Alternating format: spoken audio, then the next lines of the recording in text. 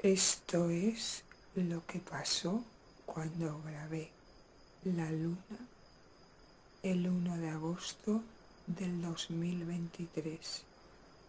Puse el móvil